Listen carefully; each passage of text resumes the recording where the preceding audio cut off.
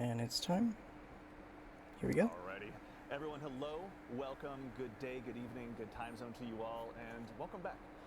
We're coming to you live here from beautiful Bungie HQ in Bellevue, Washington. It's 1 My a.m. name is Andy, and I work on the social media team here at Bungie, and today we're thrilled to get to welcome all of you into a very special stream, talking a little bit about what's to come with Act 1 of episode of Revenant, launching just next week on October 8th. And also we're going to go ahead and take a little bit more of a look further down the road and talk a little bit more about Codename Frontiers. But worry not, just like always, you don't have to listen to just me tell you all about it. We just have some amazing folks from the Bungie development team here to go ahead and talk through it as well. And I say there's no time like the present. Let's introduce our cast of characters so we can go ahead and dive on in. Starting with someone that you may know if you've tuned into our Into the Light streams in the past.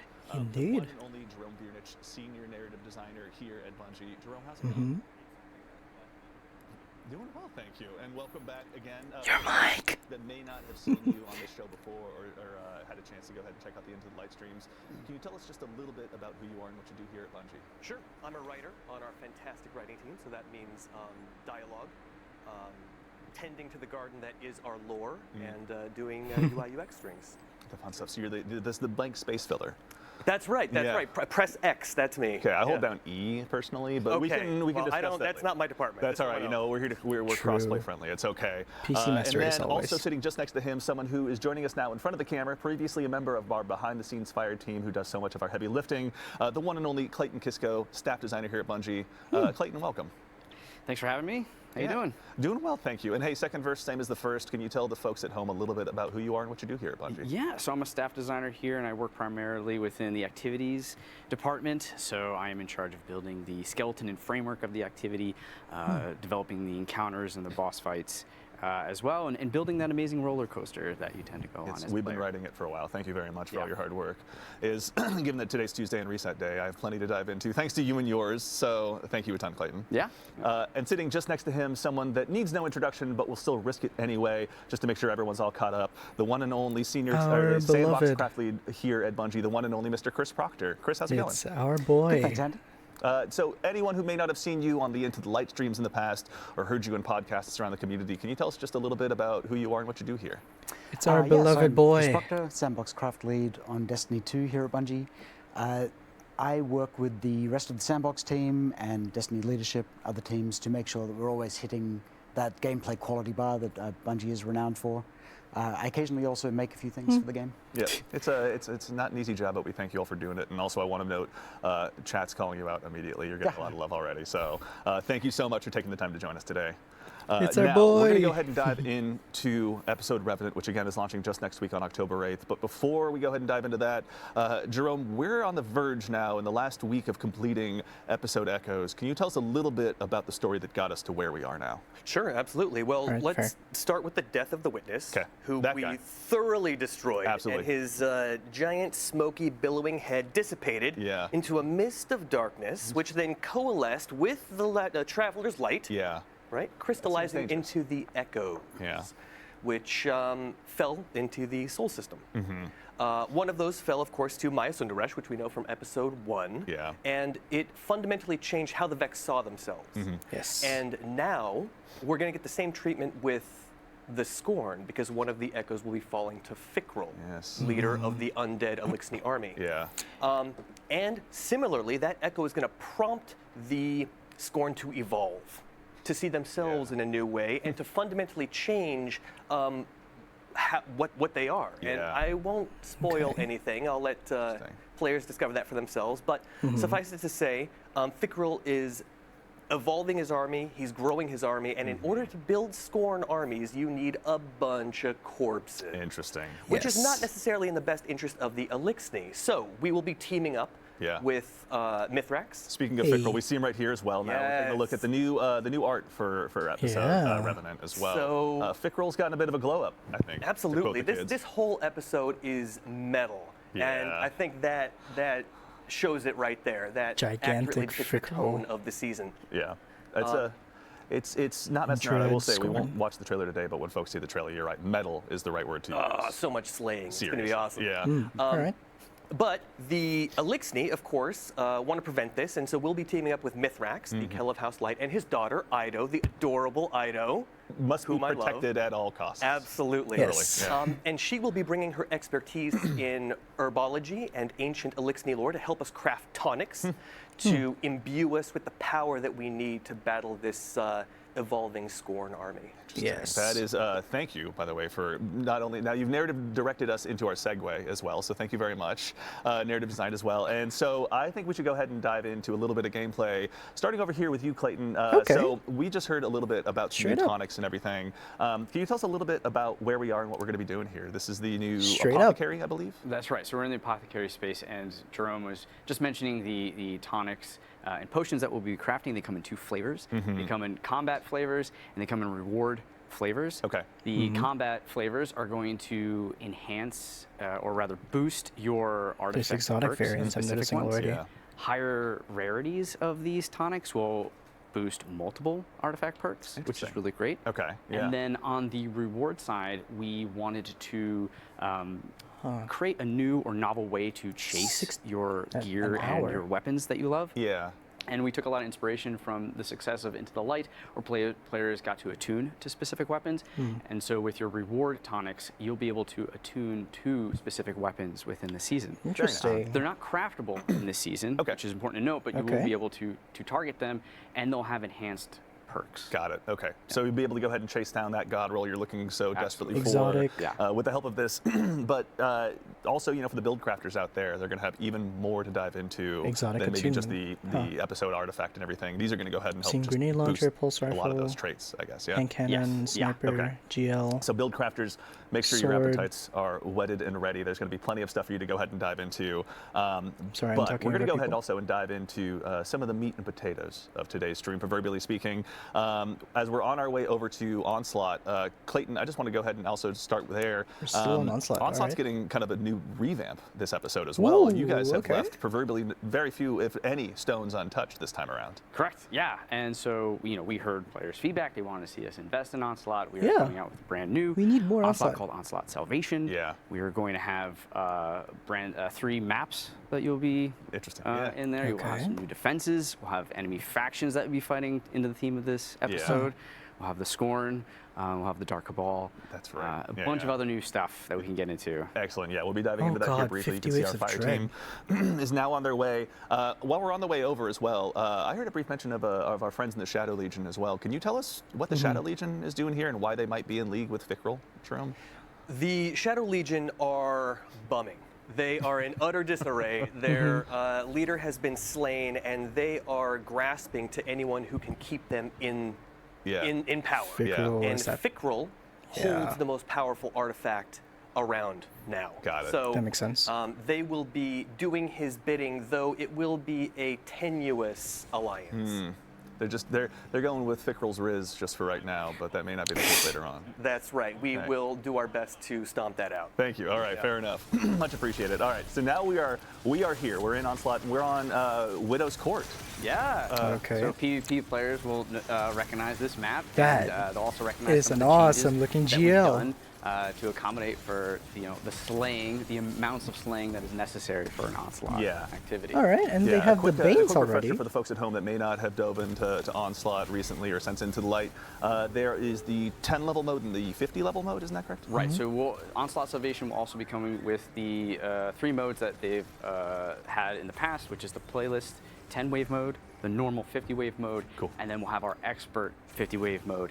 Right. And the new thing about Onslaught Salvation, one of the new things, is that it will not be powered fixed like it was prior in Into the Light. It will be right. power enabled, so your armor and your weapons will matter even more. Yeah. It will be at the start more Airstrikes. difficult, but you can, through getting better, more power and grinding that artifact level, Okay. you'll be able to kind of outweigh that difficulty. Yeah. And you'll also be able to rely on Why some of the new Widow's Court? defenses. As Yeah, I was going to say, we were just looking at a turret that maybe Guardians haven't seen since their days on the moon in D1. Can you Yeah. tell us, what's going on? We got some new defenses, obviously. We have some new defenses. So Ashley Baker is one of the tech designers we have. She's on the fire team right now, and she has helped us build these defenses, as well as other things in Onslaught. She's worked with the Sandbox team, who have knocked it out of the park with this rideable turret. Yeah. So it is kind of a standard rival turret at first, but by upgrade saw that. 3, it's going to have more health, perk. it's going to be dealing more damage, but it's also going to have scorching rounds come out of it. Okay. And what the cool Also thing about that noticing the is UI that if changing. you have build crafting with fragments or what have you within scorching, Yeah. that will play off that if What you're the the rider. fuck? Very nice. Okay. Yeah. So you can go ahead and really scorch everyone. To Everyone, as much as clumps possible. of enemies, Yeah. those annoying demolitionists that come in front of the ADU and scare the hell out of you. Yeah, they A do. burst That was fire my words, shotgun? Okay, they do scare that. Yeah. All right. So in the subject or in the topic of new defenses, so we're bringing back the turret from yesterdecade of Destiny, but also there's some other ones available as well. Can you tell us a little bit about maybe some new defenses that are on the way? Yes, so the other one that we have is the Airstrike, Yes. which will have 3 cannons when you purchase it, or upgrade it. They'll be replenished there. And what that allows you to do is essentially mark anywhere on the ground. Yeah. And when an enemy or enemies run over it, a giant beam it will come down from the sky Yeah. and obliterate your enemies. Right. Yeah. I'm going to keep a little bit of the secret for, Like a for higher Nimbus. upgrades. I want to No, that's fair. That's fair. But there's some really nice Yeah, upgrades. Nimbus liked that. We'll just go ahead and Yeah. put that. There you go. Right? Yeah, exactly. There you go. And actually, so just to double check as well, with the airstrikes, it's not just you plant it and it fires. It actually has to wait for someone to kind of trigger that. I Waits guess? for someone to come over, yeah. Very nice, okay. Much like the tripwire, which Yeah. we are also updating. Yeah. for Apothecary Onslaught Ido Salvation. is the. We've heard the feedback about the tripwires, and we want to bring their value up a little bit more. So now they're going to be exploding with stasis slow fields, Yeah. and on higher upgrades, they'll be creating stasis crystals for you to play off of if you have a stasis build, or Yeah. a stasis weapon. And then I'm happy to share Salvation's that grip. those updates will also be available in the original Onslaught as well. Very nice. Okay. So Nice. all the updates that are Okay. happening to the Okay. defenses that are available in Onslaught Salvation will be available in the traditional Onslaught Liking mode it. as well. Just the tripwires. That's yeah. a Very long exciting. time Okay, for the trigger. Nice. Good to see. Yeah. While we're on the topic of stasis and obviously Yeah, the looking at our new- tools for the destruction, UI Chris, updates. I'd be remiss if I didn't try and bring up the new breach loading grenade launcher that our fire team Yeah. here is getting a lot of use out of. Uh-huh. There's obviously a decent chunk of new weapons arriving with Revenant, but Of let's course. start here. This is the new seasonal, or pardon me, episodic exotic. Yeah, this would be You the said season. class exotic. Yeah. It's the Elephanin Stasis primary ammo grenade launcher. Yeah. So we've didn't only see had that. one primary ammo grenade launcher before, which is Fighting Lion, Fighting on. Yeah. Nice. which is Beloved. getting a buff this season as well. Actually, it'll Nice. That's right. Yeah. make enemies volatile when it hits them. So like serious build crafting Ooh. there, particularly Yeah. in PvE.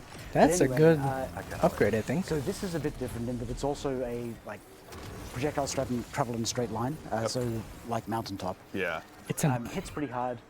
But the exotic part of it is that as you defeat enemies, you will gather these remnants, which will fill up the exotic bar, which you can see in the HUD when people aren't dead. Yeah. It's the shade.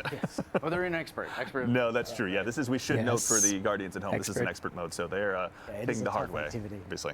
But yeah, so when the bar reaches 50%, you can special reload, and your next shot will A launch mountaintop jump. a special ammo brick for you and your allies to pick up. Very nice. And when you reach 100, you can special reload and launch heavy ammo. So this lets you really Huh? go in on a new type of support role, which Yeah. is like ammo What? support you haven't really seen in the game. Yeah, I mean, honestly, I think on my side, I really just spend a lot of the time getting like the Seeker and Finder mods on my helmet, but it seems like a nice additional way to go ahead and make sure that you're really feeding the fire, feeding the fuel, pardon me, of the heavy Just ammo burners like straight myself up who have been addicted free to ammo, microdosing okay. recently, so. So potentially you could have one person in the fire team go all in on ammo generation. Yeah. And, the other folks.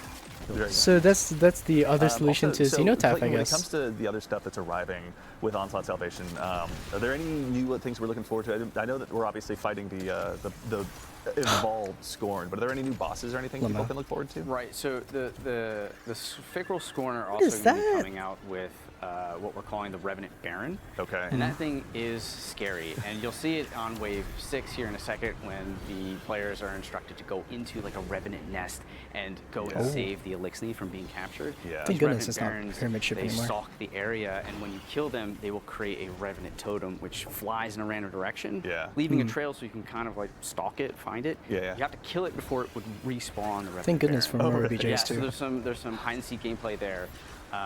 Yeah, and so we also have for the rewards side, starting on party is wave Festival of the 30, set Lost. 3, players will have a small chance to get a fully masterworked double perked episodic weapon. Oh, nice. Okay. Yeah, and on expert, like we're playing, Okay. if you remember, the bonus chest on harder difficulties will show up. So if you're playing on expert, you have 2 chances. Okay, all right. So really make sure you're Nice. pushing through those final levels. Try and hit that ceiling of level 50 so you can really facilitate the loot grind as much as you can. 100%. Heavy S explosive, Something we right? mentioned recently in one of our Dev Insight Oh. vlogs as well are Banes, which are going to Yes. be making an appearance here in Onslaught. Can you tell us a little bit about that as well? Yeah, so we'll be, with the expert mode only, we'll be having Banes throughout Okay. the activity, and we'll Expert also only. be adding mods. So it's really nice to have them show up because they add another layer of replayability into expert. You don't know if you're going to get the gaseous one where you're, like, you got a dot on you, or if you have to break line of sight, but it adds a fun variability within the gameplay, so every wave feels different. Yeah, I mean, you guys have, oh, please. I just wanted to point out Yeah, here, please. you'll notice 2 things. First off, the fire team is tracking that Revenant Baron, just like you said. Yeah. And also freeing captured Elixni. And as to why people want to keep Elixni captives alive, I'll save that for the players to discover. Sounds devious. The other thing is that you'll see Crow chiming in a lot. He's features prominently in the season. Right, yeah. Because he is The hell is that inadvertently, of course, shotgun? responsible for creating Fickrel, and so it's his responsibility as the new Hunter Vanguard Yeah. to rectify his old problem. Interesting. Even though he can't be like, hey man, that was Ultron, that wasn't me. He's going to step up and take responsibility for that. Absolutely. Old Fickrel's fickle out there.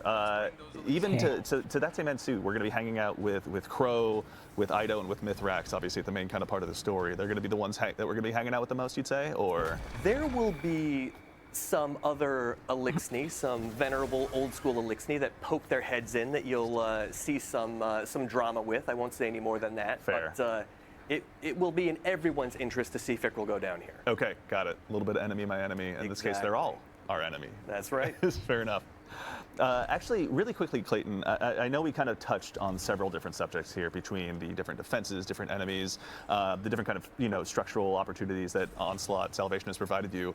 What was it like, sitting down with the team and sort of looking at this new refresh on this activity? Like, did you guys take any big challenges for yourself where, like, we want to do this? Yeah, we knew we just wanted to build and evolve and just do more. Yes, right? absolutely. It's a metal episode. We want to do Onslaught. Let's metal it up. Yeah, right? yeah. So things like the turret, things like the Revenant Baron. We really want to play into the themes of this kind of haunting, spooky episode. Yeah. And you're seeing that in the roll dart. You're seeing that in the different defenses and the mechanics that we're bringing in as well. Yeah. One thing I forgot to mention too is we are updating the moth yards from the original Onslaught. Oh, really? We've heard feedback from there. If it's Thank taking a goodness. little bit longer, we want to bring our goal is to bring that in line with the rest of the maps of the original Onslaught. So we're making some updates there to get that to go. Very exciting. So reasons obviously to dive into all versions of Onslaught as we go ahead and move into Revenant. Yeah. Very exciting. Actually, and while we're here out here, slaying out as best as we can against this new undead army, Chris, we're going to have obviously a slew of new episodic weapons arriving this time. Yeah. I know we've kind of spoken about this breach loading grenade launcher. Are there any other notable ones that you're most interested in, or most excited rather, I should say, in bringing back? Yeah, there are a few weapons that I'm going to personally be chasing rolls on. I'm particularly fond of the new double fire stasis grenade launcher. Yes. Only the third double fire in the game, and the other 2 are energy slot. Yeah. So you'll be able to run this in your kinetic slot. It's got the new perk Envious Arsenal, which is like directly targeted at damage rotations. So whenever you do damage with the other 2 weapons, the weapon reloads. Yeah. So you can cycle between your weapons, get it back. And it also has chill clip, which on a double fire is particularly cool. That's Yes. devious, honestly. 4 2 times. hits on everything There's else. some cool synergies with the new perks on some of the other weapons. So the hand cannon can run the new perk Rhyme Stealer, which every time you shatter a stasis crystal or a frozen enemy will grant you frost armor. Yeah. Which is the new verb we introduced recently. Right. And that can also roll with Headstone, which will generate stasis crystals. Yeah. So you've got this like self-contained loop there. Yeah. More Submachine stasis gun perks. is an arc precision, and that's got the new perk. Shoot, what is the name of that? My memory's failing me as well. Anyway, it directly ties back into Jolt, right? Like the Right, thank you. Vault Shot is great, but it requires a reload on your weapon after a kill. Yeah. This one's triggered on sustained damage, so That's right. you'll jolt the target, and then the perk I'm going for in the other column is Loose Change, which every time you apply a debuff gives you a reload speed buff. So you'll be constantly having that loop cycle. Yeah. And also, so we're going to look at the new artifact here in a little bit once we go ahead and move through this final wave of what's in front of us right now. But there's also, it's been featured a little bit in some art about Destiny's 10th anniversary, an exotic of yesteryear, we'd say, with all the Guardians who have been sticking around for a while, rather. Icebreaker is returning. Yes. Yeah, Icebreaker is coming back. It's something that we've been holding off on doing just because What's the new on ammo it? economy issues that are introduced in Destiny 1 were pretty dire. Yeah. But No, we've got a version loot here bubble. which, we think lets you get back into that fantasy of just like always having uptime on the weapon without letting you just hang back and like plink away at enemies from range, which we never like. So the way it works is assists and final blows with other weapons will just generate ammo for Icebreaker. Got it. It's got like a 10-round magazine, which is also the same size as reserves. Yeah. So the play is that in between boss damage phases or something, you and your team slay out, and as long as you're getting assists or kills, you'll come back in fully loaded. Got it. Yeah. And in Destiny 1, there wasn't actually any ice to break, right? So True. this time we actually have a stasis? bunch of ice that you can break. I won't go into detail because we've got limited time. But Fair enough. it Okay. ties deeply into Yeah, this stasis episode huh? will certainly be giving people a lot of reasons to break the proverbial ice by the sounds of it. No, that's very exciting to check out. Now, while we're still here, let's go ahead and check out the new artifact that's going to be arriving. We love getting a chance to show all of you folks this early, so you can go ahead and start your build crafting. A lot of stasis. But Chris, I know obviously last time around, if I had to kind of paint it with a meta, I'd say rather it'd be very focused on sniper rifles, solar. Shotgun. If there was a similar theme for this particular artifact, what would it be? GL. So it goes very hard into stasis. Yeah. Like touches all of the stasis verbs. If you want to make a stasis build, you can amplify it in a bunch of ways. Here, we're also adding a bunch of grenade launcher perks. So we've got overload grenade launchers, which is great, like tagging those like super deadly overload champions. Yeah. Also bringing back a variant of like everyone's favorite grenade launcher artifact perk, Breach and Clear. Breach and So you clear. can weaken enemies, and then when you boost it, you can get the second part of that old perk. As I was saying earlier, you can boost artifact perks with the potion system. That's right. Yeah. I also will admit I'm very selfishly excited to see anti-barrier scout rifle back. It's been so long. Yes, I've missed finally. it. Bear Scout is great. I'm going to pretend like Anti-barrier that's just scout. for me, for my own benefit today. We're The trying good something old a bit different days with of Artifact as well, anti-barrier in that- scout. So the first column is all anti-champion mods, and the final column is all of the pinnacle ones, like the capstones for your artifact build. Right, yeah. But columns 2, 3, and 4 are roughly equivalent in power, which will let you mix and match them more freely instead of feeling like you have to like go for the top tier ones. They're all usable in builds. It's less of a linear escalation and more of just a mix and match in a lot of ways. Very exciting. Okay, so there'll be plenty of opportunities for players to go ahead and amplify their builds, go ahead and really lean into one play style. If, again, you're like me and want to run double grenade launchers, this feels like a remarkably great season to be doing that, especially with the Fighting Lion buff. Thank you for sharing that with us. But I believe that actually wraps us up for this particular segment of Onslaught. But there's also a couple more things that I wanted to go ahead and tease for the arrival of Act 1. For starters, an old favorite strike is going to be making its return.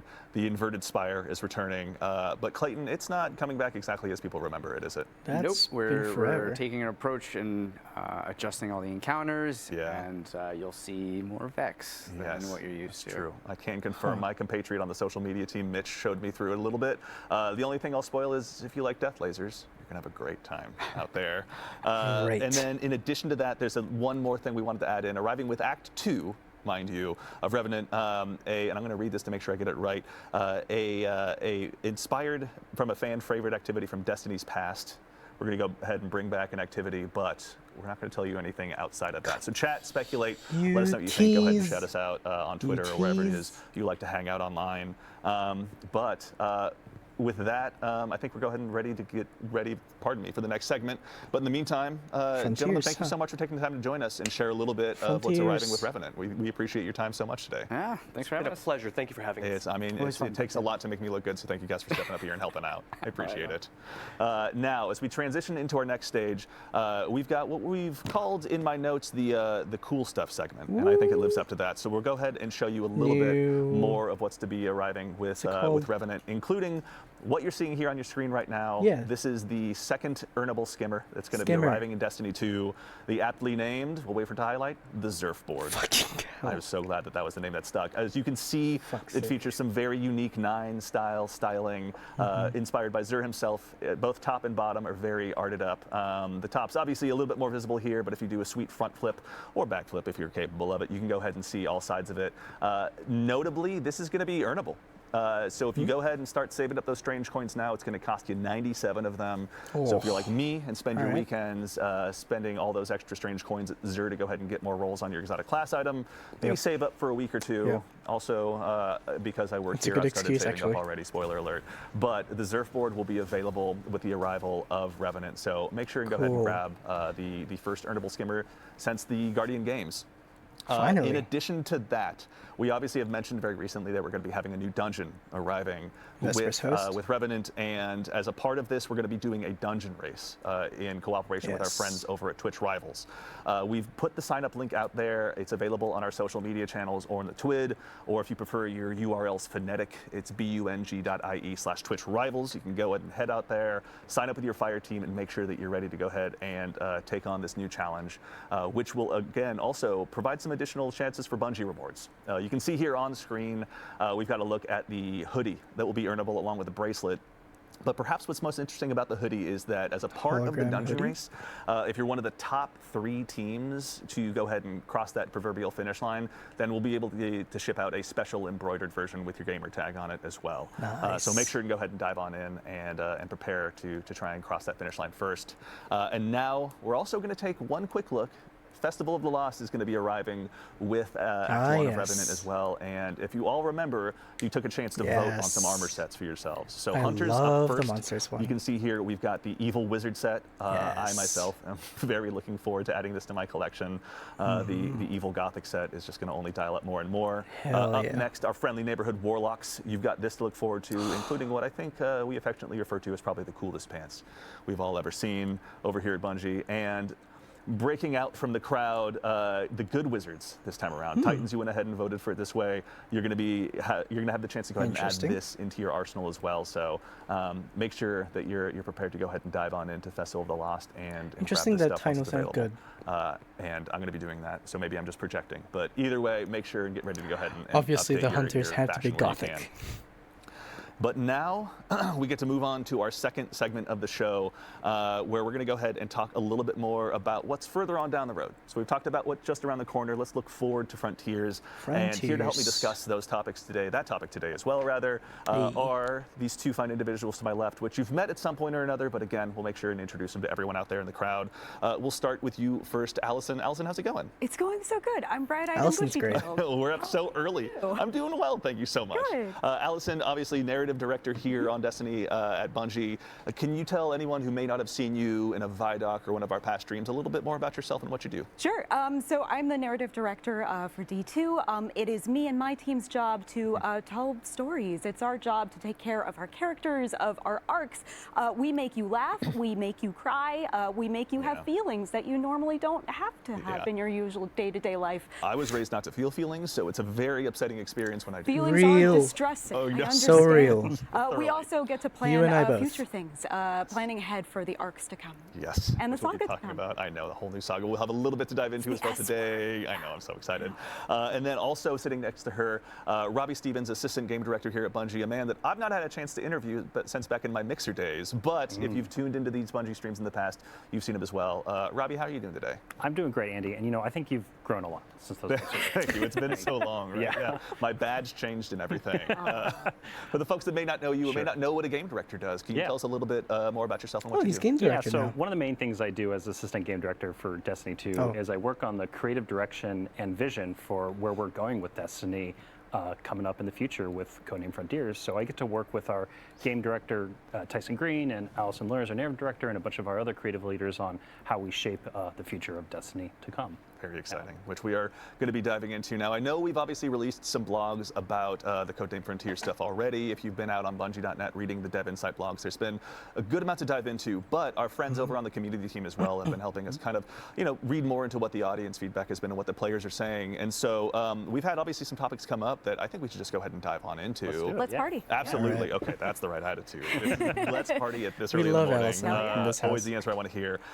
So, Robbie, we'll go ahead and start with you. One of the things we said is that these expansions are going to be medium-sized. Can you help us understand a little bit more about what that means? Yeah, definitely. So, expansions are changing going forward with Codename Frontiers, and so our philosophy behind this is moving from one really big, all-consuming tentpole moment that kind of takes all the oxygen in the room at one point in the year to two what we consider big tentpole moments happening in each year. And so those tentpole moments coming twice a year now are going to bring with them fresh content and new stories that are going to move the world of Destiny forward. And to answer your question directly, the way we're kind of looking at the size of these is similar to like Rise of Iron from Destiny 1, but this is happening like twice a year as compared to the past. Yeah. And so, what's kind of the reason we're talking about this, the rough shape of the box here that we're filling is that what comes with it is like each expansion is going to have its own unique version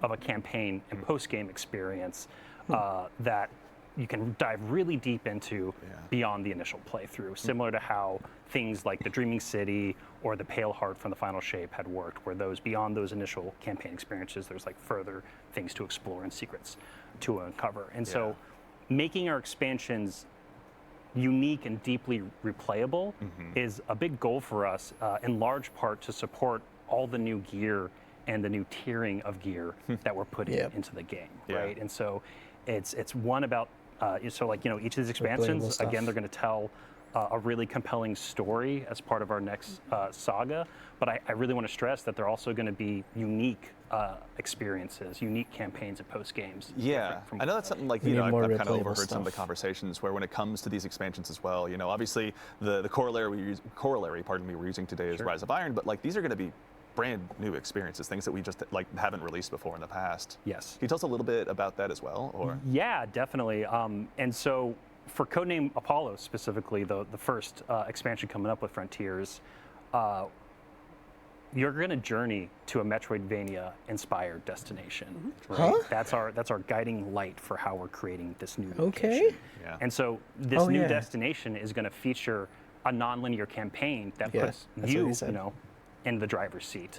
That's what they said. Exploring its world and its story. So this is very different from the past, where you're kind of following a very linear mission structure or line. That's very simple in many ways. And Allison actually recently talked a bunch about this in a blog post. So when we made the decision to lean into that Metroidvania structure, we knew that the narrative structure had to match, had to complement that structure as well. And so the way that we're going to treat non-linearity in Codename Apollo is when you arrive at our destination, which is a new destination, you'll be able to decide if you want to go to Region D or Region C, or maybe you want to go check out B, because that's going to be where you get the ability that allows you to access Region A, so you can talk to that character that you really like. We really want that sense of the player being in the driver's seat, of being able to decide where and how they want to explore and discover the secrets that we have in the world. And whichever of those different choices that you make doesn't negate the others. We want you to explore every crevice inside of the experience. And to help support that, we've structured our story in a complementary way. So we'll have the normal kinds of activity dialogue that you normally experience in a campaign, but there's also between 25 and 30 different threads of stories that you can discover and chain together after you complete an activity. There's so much richness to discover that we're creating. You see that little thread of that shining rock somewhere, you can really just afford to pull on it and just dive in by the time. Absolutely, that's what we want you to do. Okay, that's awesome. So actually, let's go ahead and stay on the topic of story here for just a second as well. I think that there's been some conversations about the future of narrative Destiny, which has obviously been so central to the experience, so core to our characters and our stories.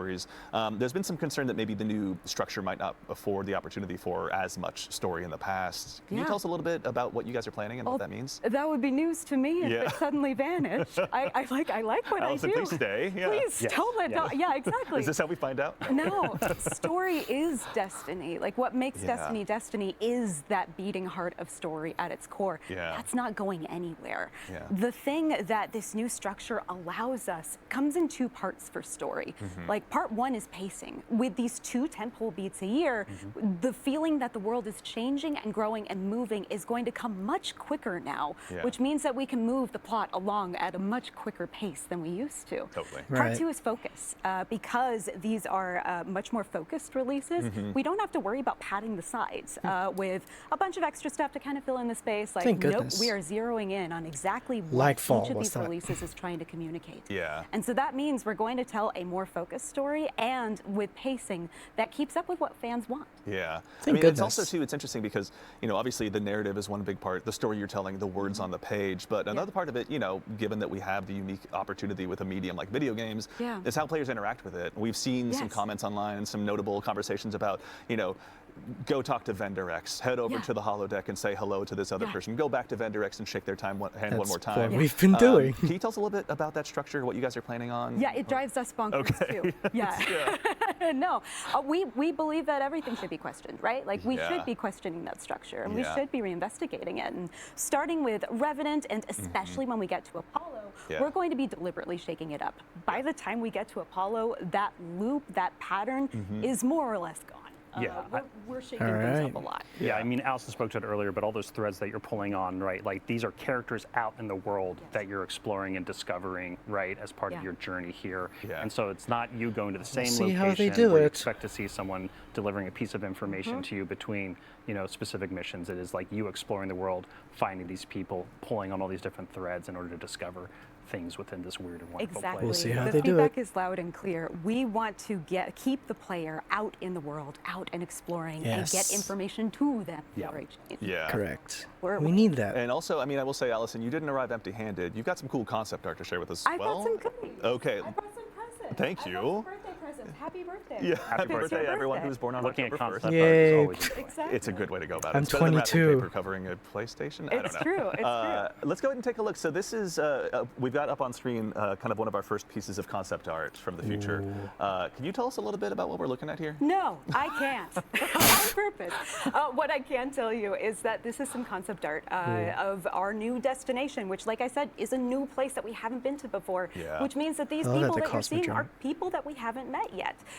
We're going to learn a lot more about them, and I love this piece because the longer that you look at it, same with some of the other art that we've shared so far, the more you start to see things that are kind of familiar all the way out at this new location. Yeah, it's like so lots of fun things to discover. What's the symbol on that banner? Is this a seance or a wedding ceremony? Who knows? I know, right? and I'm not telling. Telling a single soul. Nope. Okay, the all right. Cosmodrome just in the background. Including, we've got another piece of concept art here as well.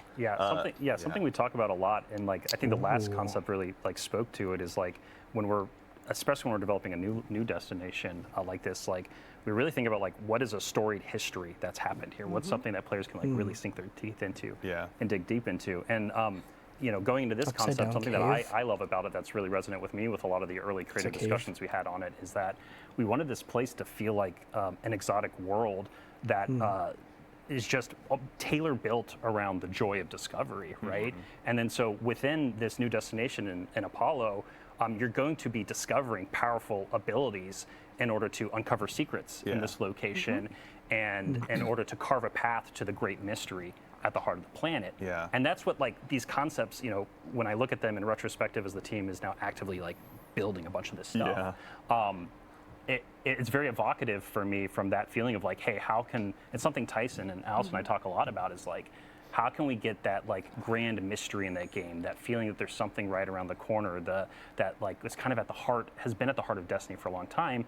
And as we've been closing down the Light Dark saga, it's been an amazing roller coaster ride, but we want to expand and grow Destiny and we want to change it. And you know, that's what I think these concepts are starting to speak for us, trying to show not just us telling of like some of that direction. Yeah, I mean, it's exciting to see because I think one thing I've heard you guys talk about a lot as well is, you know, just the inspirations that you want to obviously provide the players. You build these new worlds, but you guys have been diving into a lot of crazy subject matter just on your own to get inspired as well. Can you tell us a little bit about kind of some of the fun reading or listening you've been doing as you've been going through this? Sure. One of the fun parts about being a creative is that you have to fill the tank with something. And so that means doing a lot of research, finding a lot of other targets in media, or even just like what music you're listening to while you're working on a script. script, right? Yeah. I know for our team, something that really inspired us was music of the 1960s. We listened to a lot of early prog, a lot of King Crimson, and a lot of, oh gosh, The Doors and Jefferson Airplane.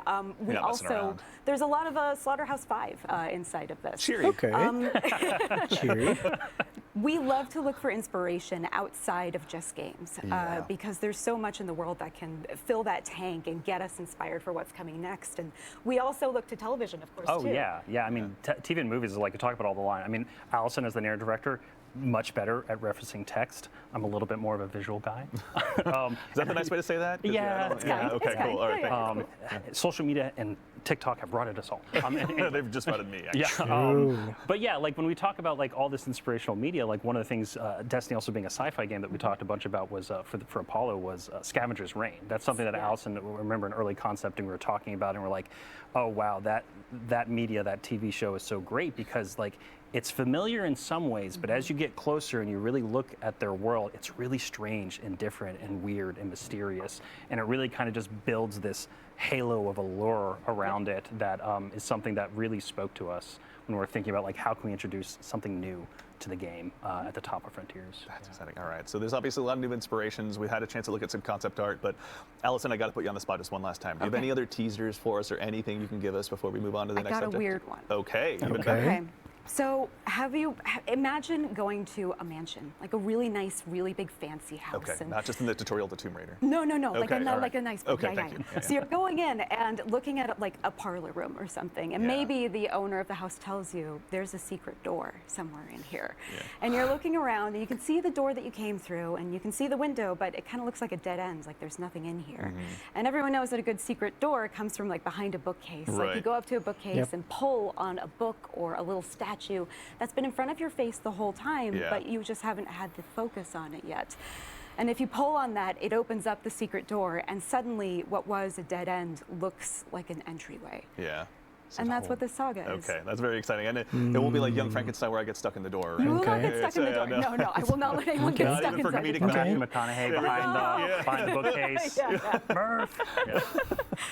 Okay, all right. Thank you again, Allison, so much. There's obviously a lot of cool stuff to dive into, but we'll let you and yours keep crafting.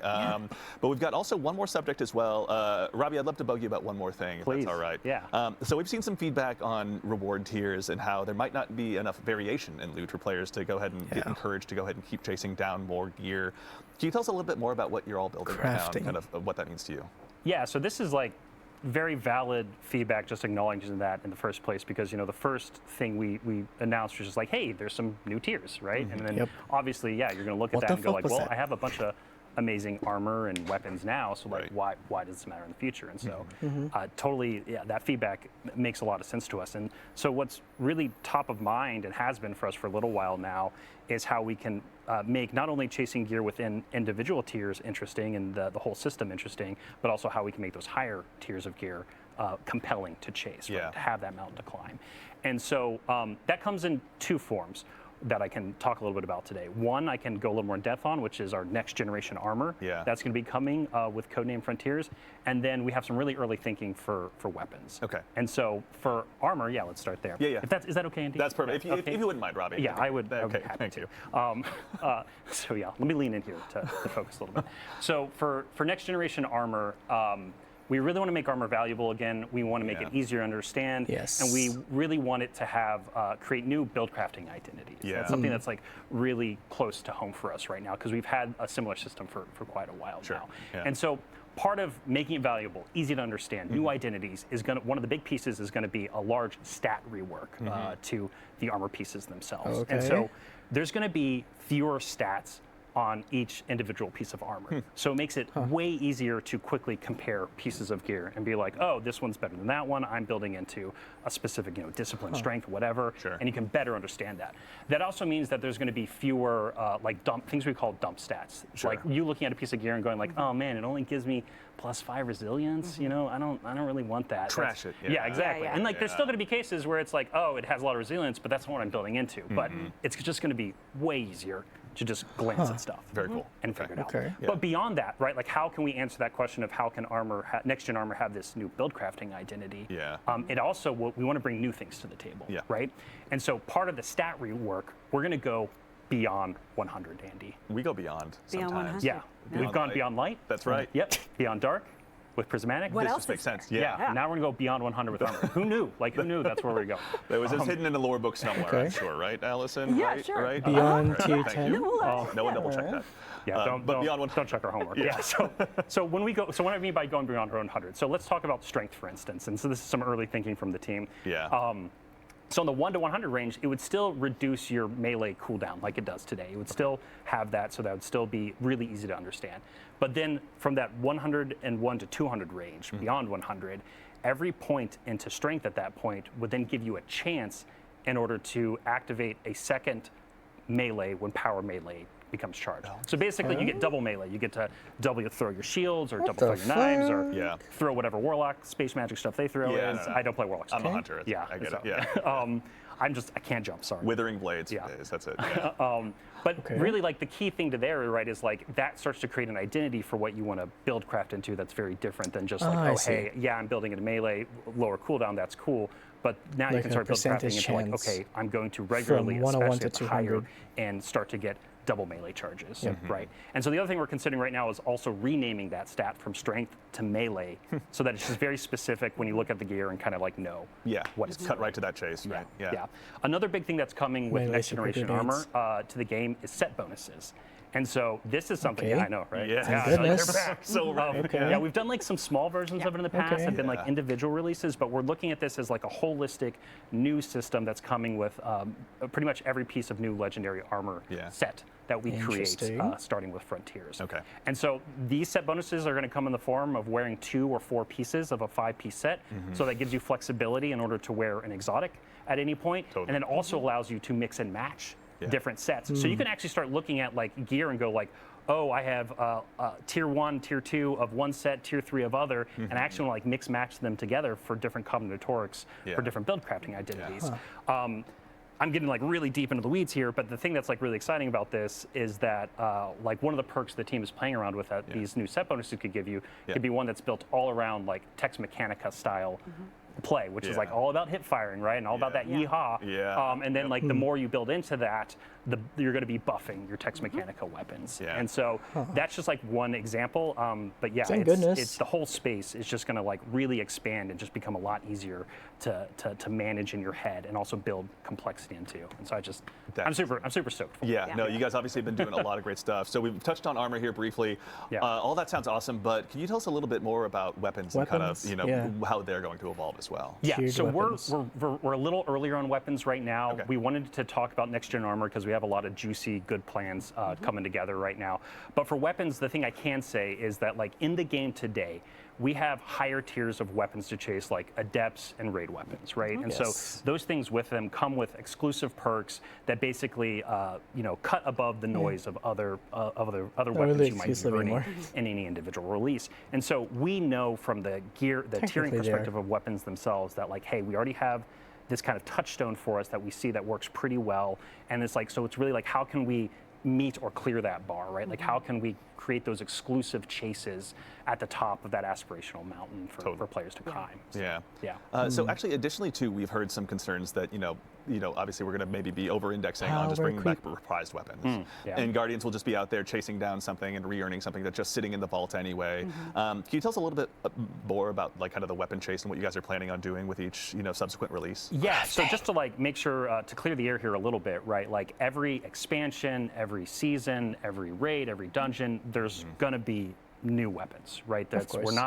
we're not slowing down there in terms of like making a lot of compelling new weapon content. Cool. Okay. But the thing about reprisals and revisions that I think is true for a lot of Destiny players is like you have that favorite gun, right? You have that gun that you loved at Yes. one point in time, and Yes. over time it's just not as useful in the contemporary tuning, activity, sandbox, whatever, right? Like just something about it isn't as good over the years. And so like we did with the Brave Arsenal and Into the Light, like that's our touchstone for like, hey, how can we go in and update, you know, fan favorite weapons, bring them back, breathe some new life into them, and make them interesting to use again. And I also think what's great about that is that people who never got to use, you know, their Recluse or Better Devils or something that we haven't prized just yet, right? For me. Is like, oh, that's their first I never time. got it. It's been OG Leviathan. All the Guardians who are going to dive into Revenant and get to try Chroma Rush for the first time. Oh, yeah. I mean, trying that gun for the first time. It's so good. Prize Chroma Rush.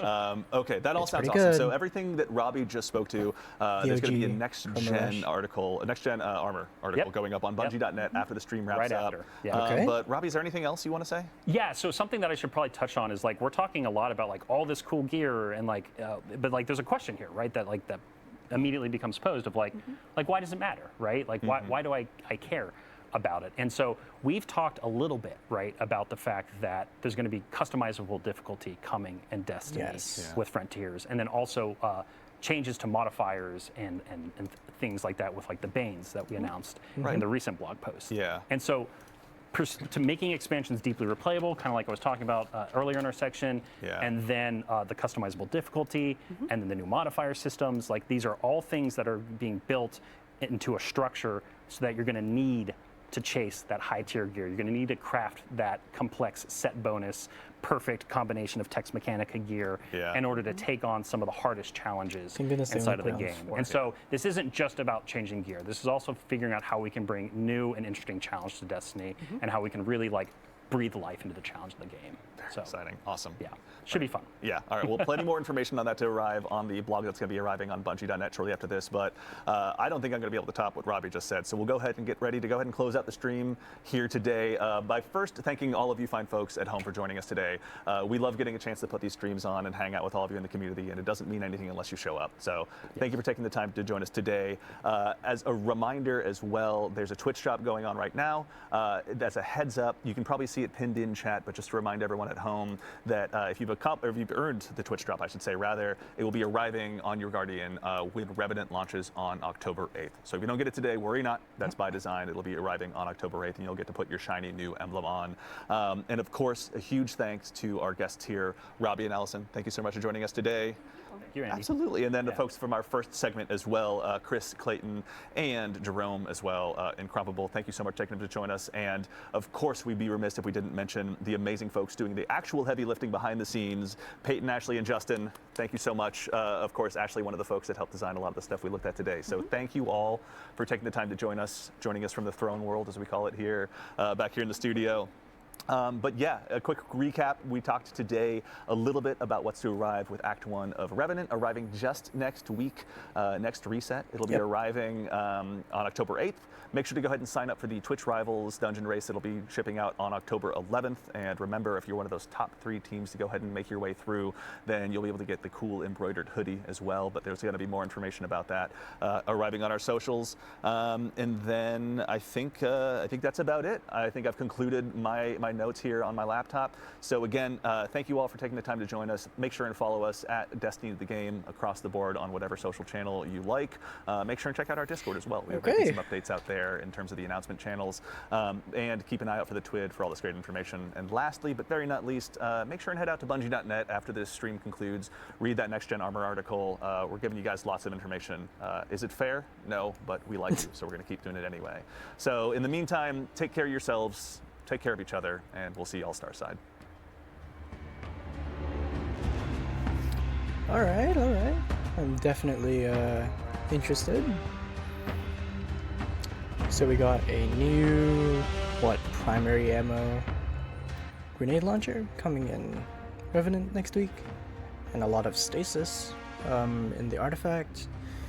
What else? Of course, new weapons. We have obviously new artifact, which has a lot of stasis.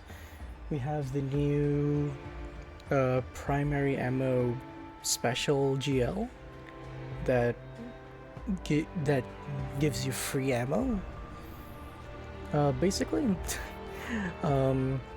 And for Frontiers, the Frontier segment, they basically recapped what they said in the dev post, with the whole non-linear campaign. and they gave some hints to the next saga as well, which will definitely be interesting to see how they do it. And thank goodness for the no padding, but of course we'll have to wait and see how they do it. Final Shape nailed the fucking end of the saga, so let's hope that they start it with a bang. Not much on Heresy apparently for some reason, but that's okay. I'm just loving the Verity music in the background. My favorite encounter. Next gen armor, with the blog post coming up shortly. Next gen armor is apparently gonna have stats are gonna have a rework. And apparently, I don't remember the exact words, but apparently, so armor obviously gonna have set bonuses finally. So sets of 2 and 4 because exotic armor, and then stats are gonna get a huge rework. Stats will now go over 100. But from the way I'm interpreting it, that 101 to 200 range will be kind of a cooldown, well, not cooldown, probability of like a second melee or a second ability. Please don't give us 2 supers with intellect if that's where you're going, but yeah, apparently that's gonna have a big rework as well. And armor as well will have a set bonus. I think I already mentioned that. Set bonus kind of thing where you put 2 sets from the same armor piece on. And then 4, it gives you a set bonus that improves some kind of weapon or gameplay or whatever. And apparently there's going to be some stuff with the armor chase as well. With the stats, I kind of already forgot. I have a very short memory. But alright, we'll see what they say. Developer Insight, next generation armor. Welcome to one of many developer insight articles for Codename Frontiers. Over the weeks and months to come, we will be covering a lot of different topics about changes coming to Destiny 2 next year with these deeper dives. Check back with the original article for more information on our plans and an always updated list of these articles as they're published. Okay, so what I just said. TLDR, armor will be a more active, interesting part of build crafting. Please. Stats will be reworked to be more impactful, less confusing, and less constraining. Okay?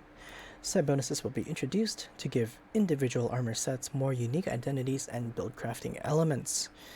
The problem. In the years since the last major update, Shadowkeep's Armor 2.0, armor has settled into a relatively static part of the reward story. Yes, once you have the right stat rules, there is very little else to look forward to, and the intricate balance of stat values has a lock-in effect that makes it hard to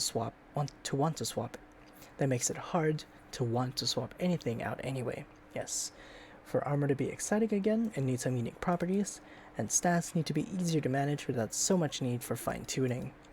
The solution: reworked stat mechanics. Stats on armor will be changing in Codename Frontiers in order to make them more player-friendly. Okay, the first major change is the mechanics of the stat themselves. Stats effects will no longer be tiered every 10 points.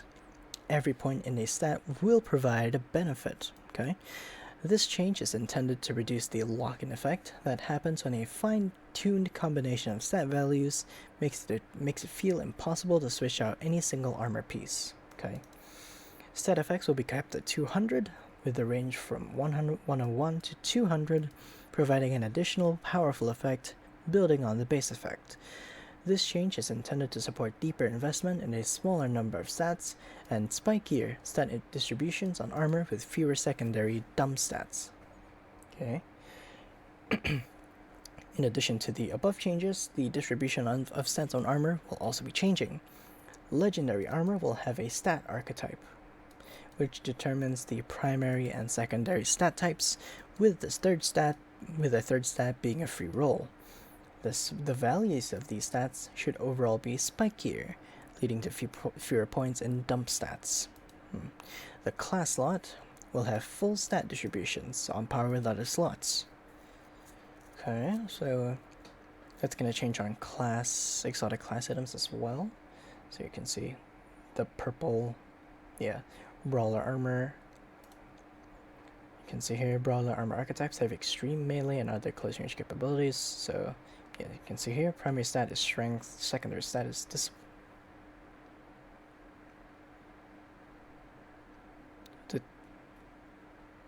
they put it's intellect. Tertiary stat is recovery. Why are these swapped? They're wrong. And then Wheel of Chesty. So there's only gonna be 3 stats now instead of 6. Because as you know, if you've played enough Destiny, the armor grind is boring. And you have 6 stats to worry about currently instead of the future 3. Power 200 as well, I'm noticing. So yeah, no longer will there be the boxes of the tier 1, tier 2, tier 3, whatever. Now it's just a regular bar with no grid, which will be very weird to see. And then you have side bonus here, of course. Okay. The result will be a smaller number of unique stats on any piece of armor, with larger contributions to these stats, and every stat point providing a benefit. These changes should ultimately make every piece of armor more interesting and easier to evaluate. Okay. New stats. With your goals in mind, improve specific weak stats that offer little value, like mobility, to be honest, unless you're a hunter. Reduce or eliminate mandatory must-have stats, yes, please, like resilience. Overall, improve understandability of stats and their effects. These changes are still under active development, but here are a few examples from work-in-progress designs, which will eventually include most or all of the current stats found on armor. From 1 to 100, increasing, grenade cooldown, as before. 101 to 200 provides an increasing chance to gain a bonus grenade charge whenever your grenade becomes available. So I'm presuming like 1 is like 1% and then 200 is like 100%. Stat renamed to grenade, of course. Okay,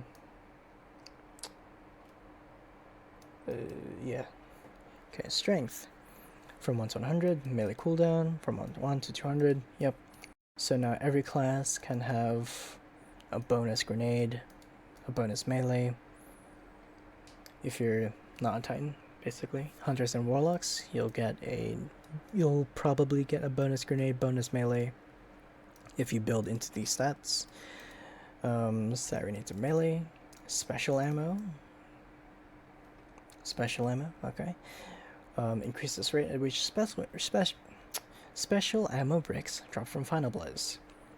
Increasing chance that a double-sized brick will drop. Alright.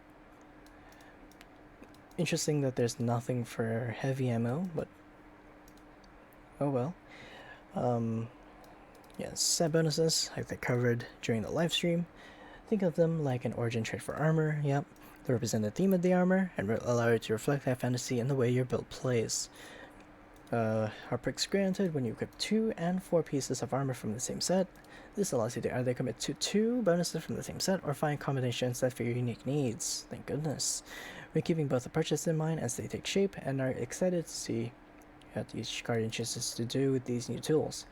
There's no bonus at 5 pieces because exotic armor. Perks will consist of existing mods or will be newly designed. Text Mechanica, alright. 1 for 2 pieces. While shooting from the hip, you have increased movement speed and weapon handling.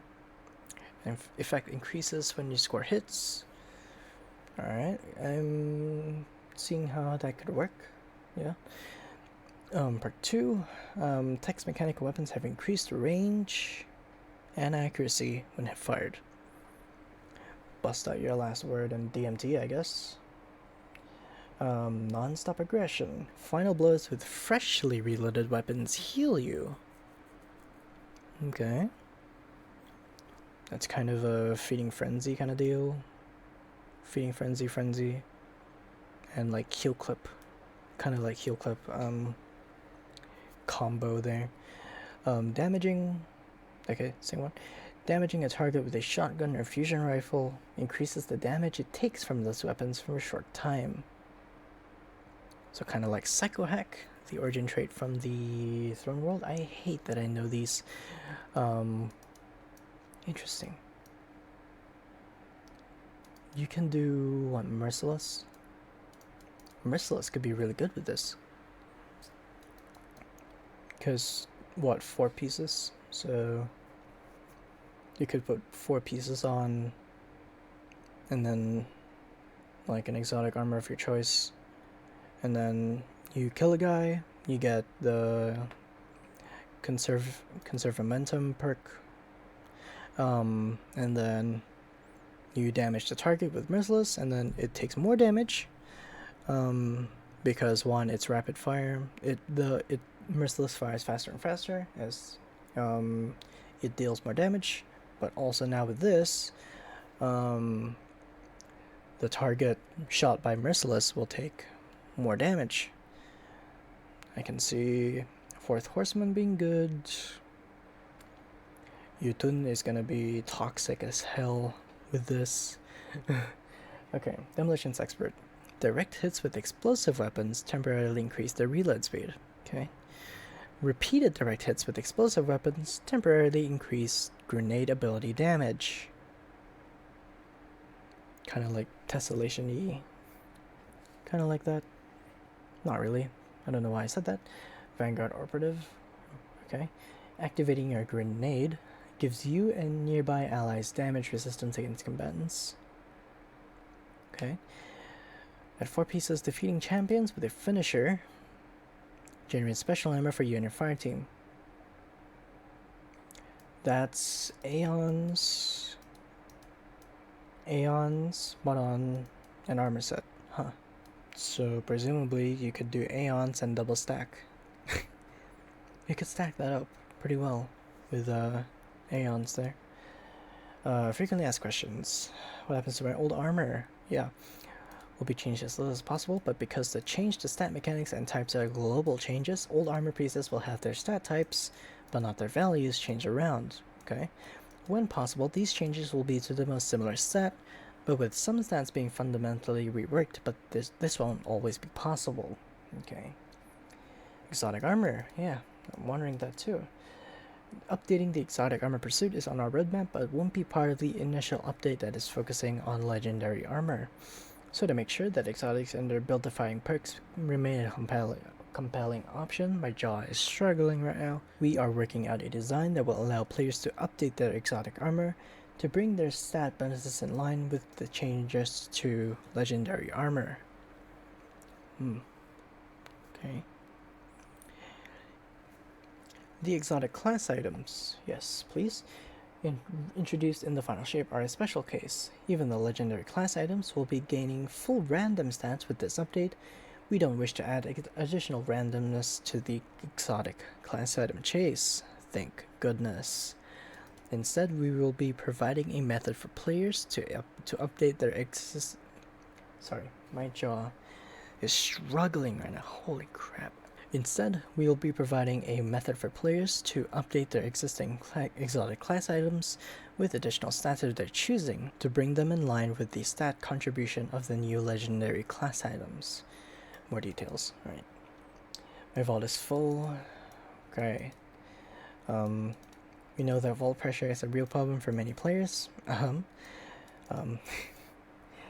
Content creators. Even with recent increases in vault space. Outside of adding more space and option, real solutions that enable long-term storage of more desirable roles are really hard problems. Roadmap. We're penciling into our roadmap at or around next year's second expansion, Coding Behemoth. Alright, so that's the... Okay, that's the entire article for now. And if you need the previous articles. They're back here, so you can see they've already added this. Yeah, so Banes are. I also forgot to mention Banes are coming in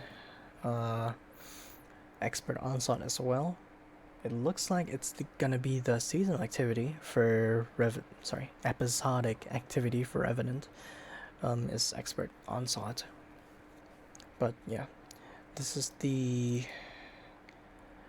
what they're gonna be doing, and kind of reminds me of Destiny 1 a little bit, with this with like the 3 stats thing and like the the archetype of armor. We'll see how this plays out. This is gonna be interesting to see how this is gonna play into the sandbox, especially PvP, because holy hell, bonus grenade in PvP is pretty good, especially for things like Tessellation. You know, Tessellation needs that grenade for its super nade, so I'm wondering to see how this goes. And for Titans, if you have the Wish Dragon talents from the Final Shape armor, it's the Strand one where you it improves your Flechette Storm and your Banner of War. You have Frenzy Blade and Flechette Storm, and melee energy is returned every pulse from Banner of War. Yeah, that Titans are gonna have 5 melee charges, which is nuts. And with Armamentarium, they're gonna have 3 grenades. And Hunters too, actually, because of Widow Silk. So Hunters can potentially have 3 grenades, and Titans could have 5 melees. Oh, and Heart of Immense Light as well. This is gonna build so well into that, actually. I'm also wondering, how are they gonna do the font armor, like the font mods? Because right now font mods give you a set amount of bonus stats depending on what you insert. So like, I don't know, bonus discipline. Is this gonna be affected by, is this like 101 to 200 gonna be affected by font mods as well? And like strength and all that stuff. Like, I hope so. That actually give font mods like a reason to be used. Like overall, like I can't say much, but this is a nice like introduction into like the origin trait of armor as well, like giving more reasons to chase these. We'll see how the weapons turn out as well. Yeah, I think that's the entire thing, and they didn't mention anything about weapons yet, so I'll have to wait and see for that. But yeah, that is the entire live stream and that article. So yeah, thank you for watching.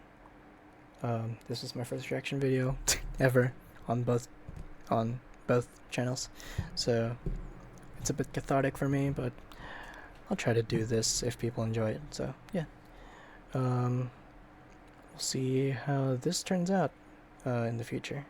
Thank you for watching.